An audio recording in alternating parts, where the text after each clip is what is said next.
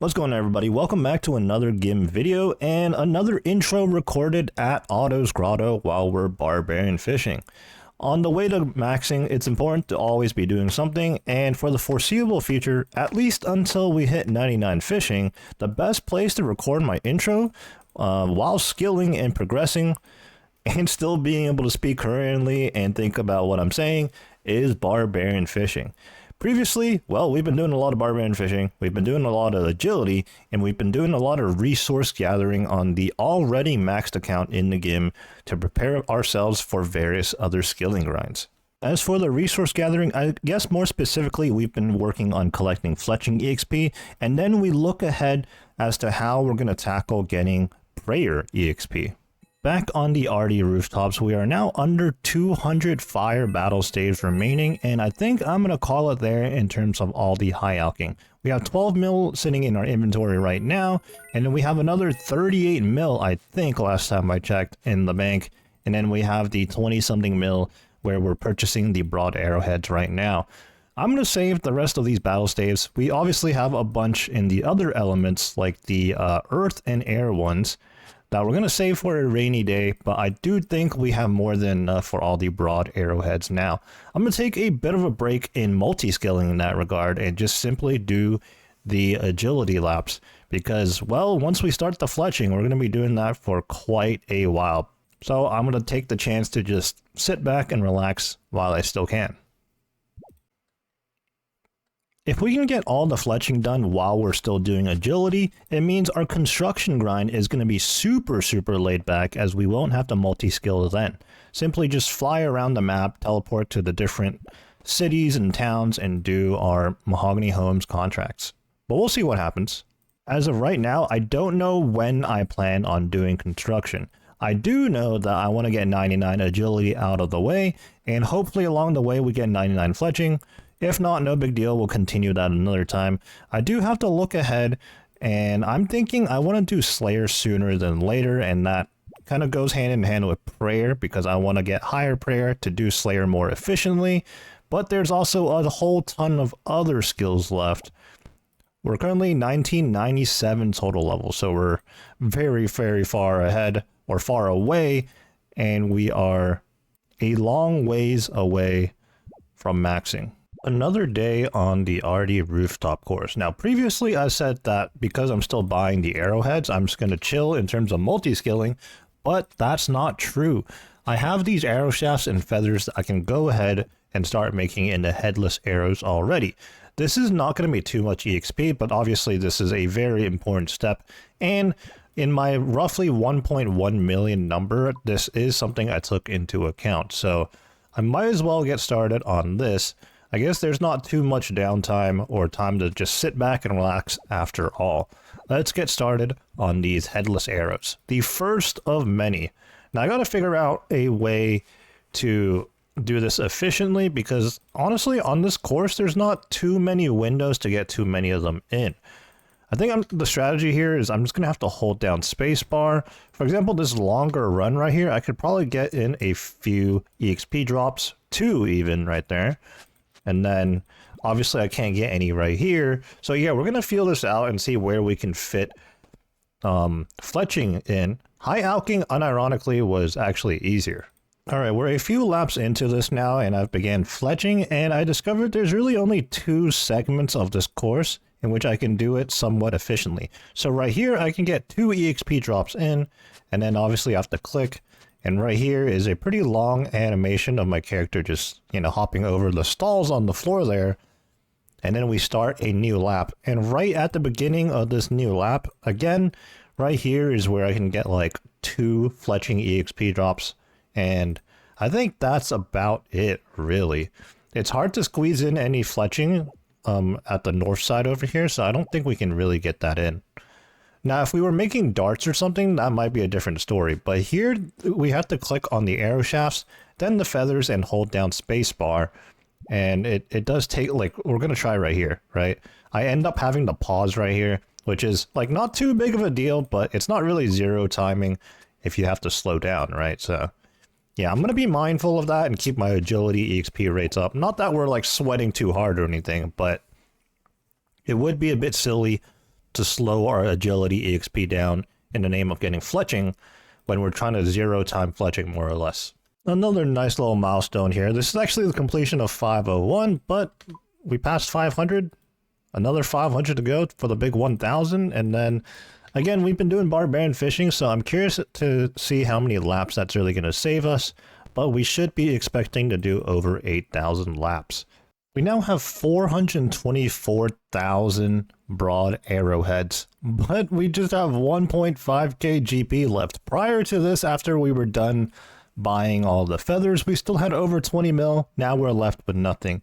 So over on the other account, because of all the alking we've been doing, I do have 51 mil on this account. I'm just going to go ahead and dump all of that into group storage right now, so I can continue purchasing broad arrowheads. I think I should still have some GP left over by the time I'm done purchasing. Hopefully anyways. If not, we're going to have to continue to high alk once again. Fletching the arrow shafts into headless arrows is not that much EXP at all. But after going through, or when I go through all 1,085,000, that's going to be 1,085,000 EXP.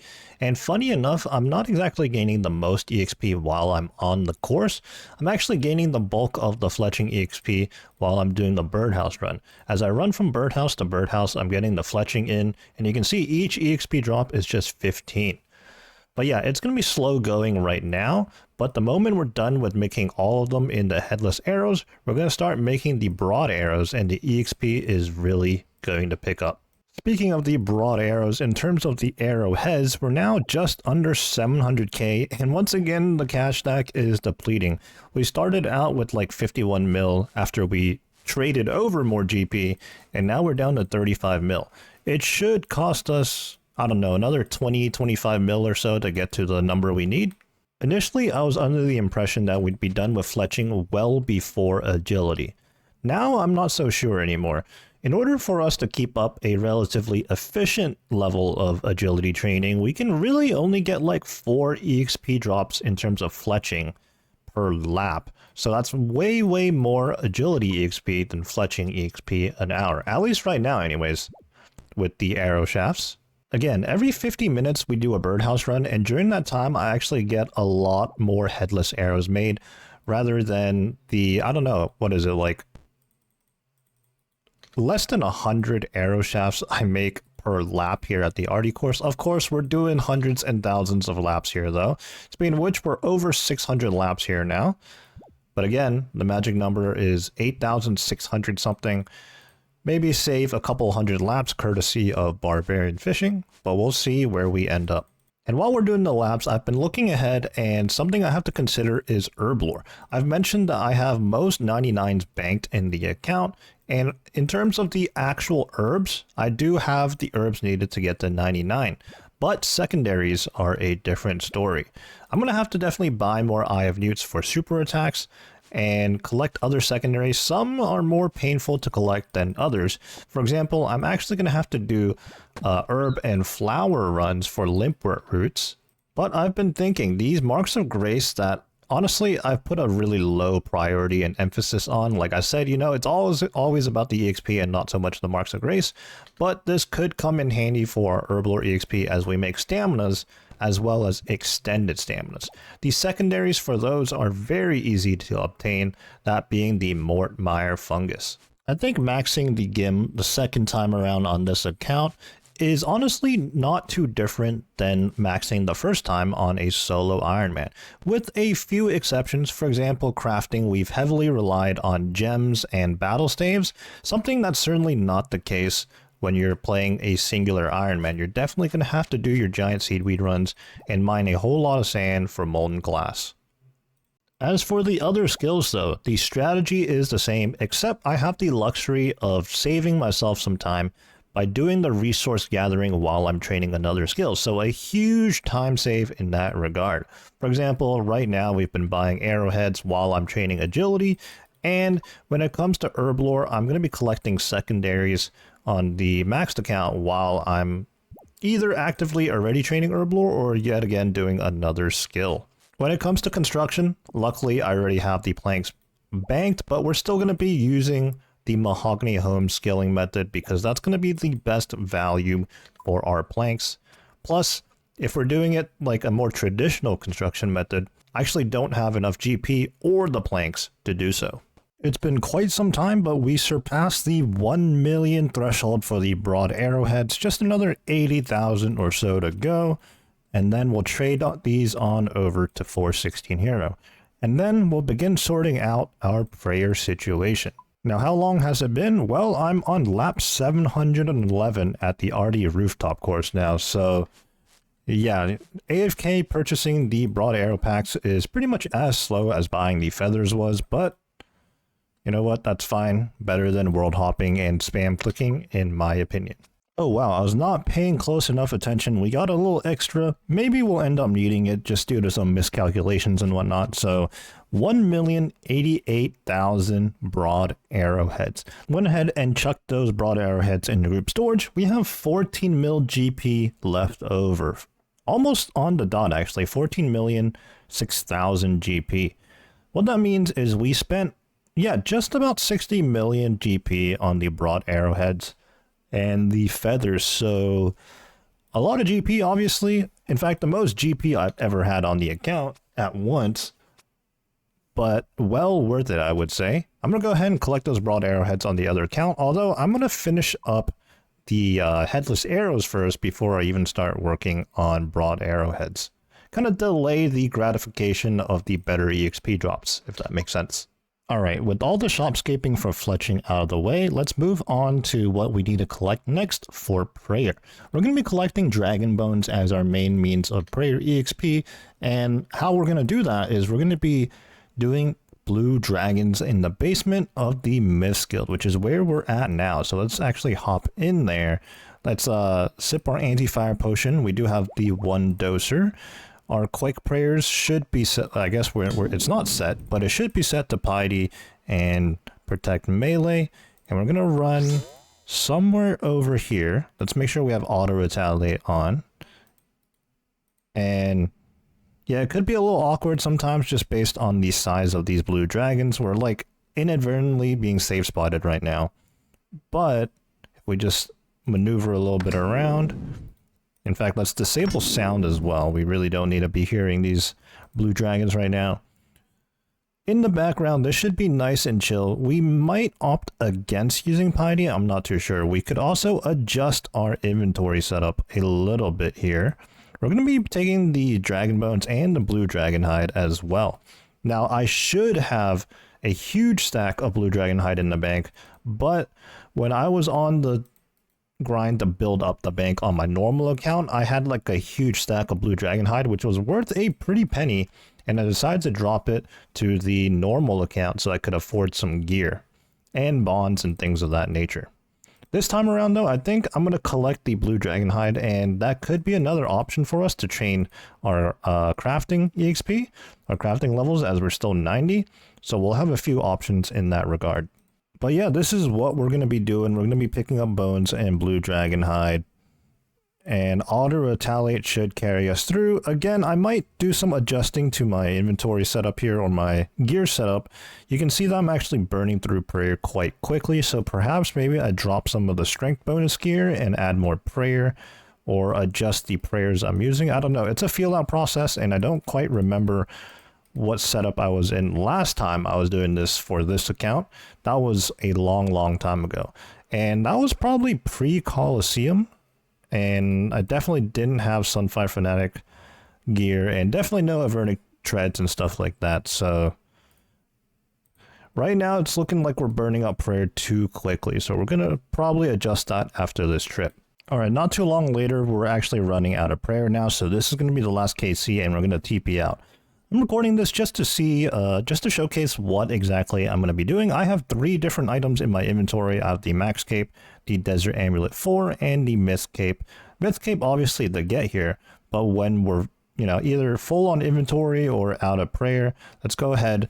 And you know what? We're going to go ahead and swap our left click on the Max Cape to the Crafting Guild. Typically, I have the POH teleport, but right now, let's just go ahead and set the left click to the Crafting Guild so I can bank nice and quickly.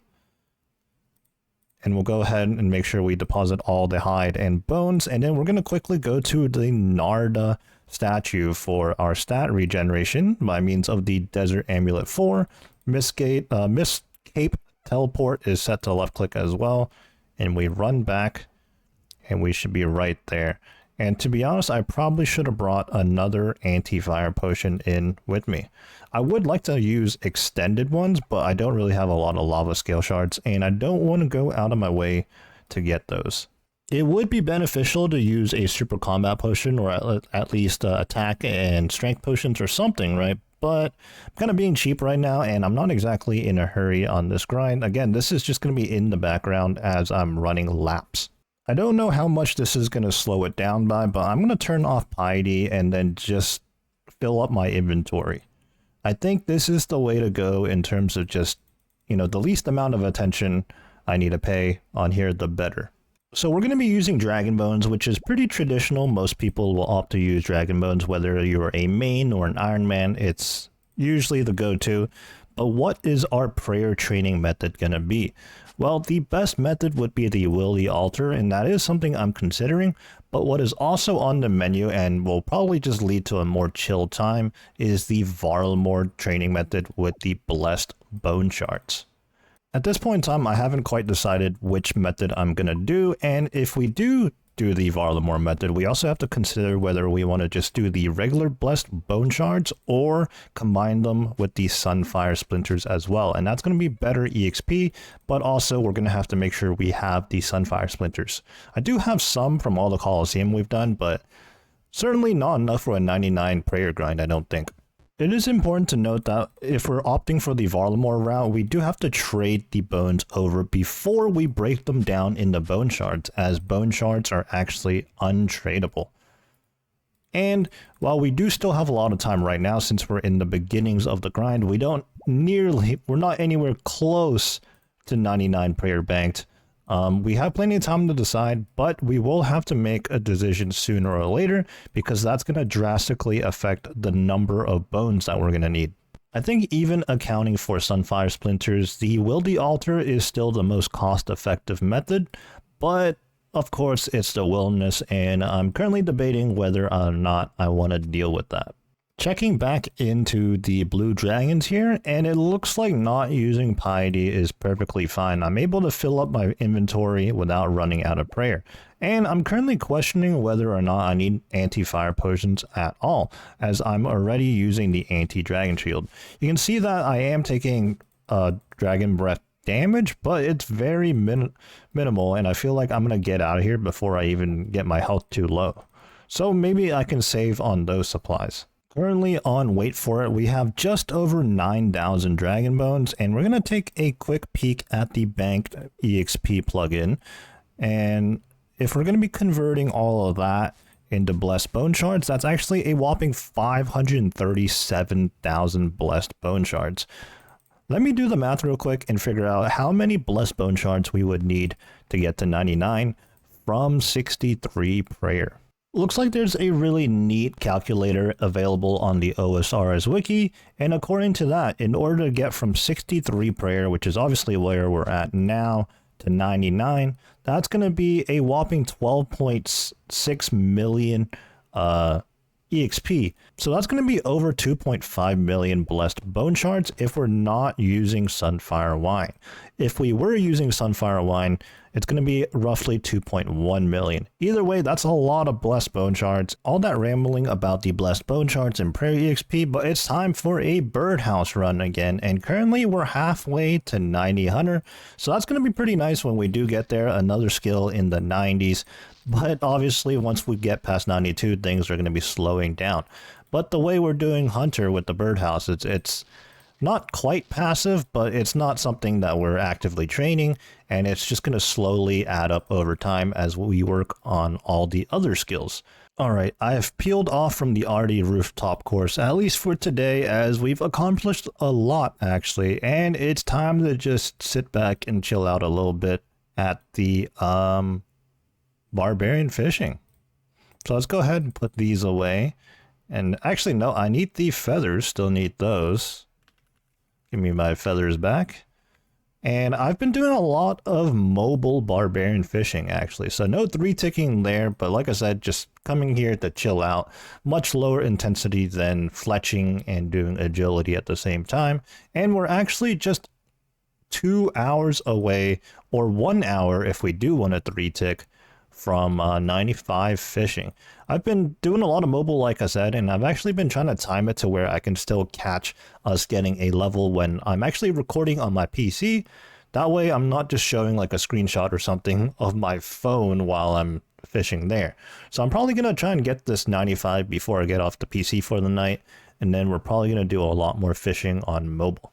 Currently in the middle of a trip right now, but two things that we're going to adjust. Well, actually, one thing we're going to adjust is we're going to swap out the anti-fire potion in favor of an herb sack. As you can see on the ground, there's actually a couple of herbs that I would like to pick up. So we're going to go ahead and do that for this trip. And also what I did pick up was the scaly blue dragon hide, which is actually what you use. First, you cut the scaly blue dragon hide, and then you get a bunch of blue dragon scales, which is how you make the anti-fire potions. Very good early to mid-game Ironman Herblore EXP, and obviously anti-fires always have a place whenever you're fighting any dragons. Over the course of thousands upon thousands of dragon KCs, we're probably going to add up a fair bit of not only the scales, but the herbs as well. So let's go ahead and unlock this slot temporarily so we can bank the anti-fire potion. Yeah, I've done enough trips now to realize that I actually don't need to sip that at all. We can get away with saving even on that supply. And then let's go ahead and get the herb sack. Oops, I don't know what I clicked on. Got the antidotes out somehow. Let's go ahead and lock the herb sack in place now. And you know, for anybody that hasn't gotten used to using the lock feature at the deposit box set, I highly recommend it. It just makes things so much easier. You don't accidentally bank stuff that you're trying to keep in your inventory. But let's head back. And yeah, it's the herbs are going to add up. Not that we're a short supply of herbs, but we're going to be getting a lot of herbs on this grind for sure. So without the use of the anti-fire potion, this basically is a zero cost method of farming all of the bones we're going to need for prayer. Well, the cost is time, but no matter what method you do, it's going to take a lot of time when it comes to getting a 99. Late into the night, but we hit 95 fishing. That's it for me tonight. Exactly 1 a.m. we accomplished 95 fishing. A thought just occurred to me. I've been doing the blue dragons on the side, and I'm starting to think we might not be doing that after all. I'll be explaining that in a little bit here, but I am off to bed for now.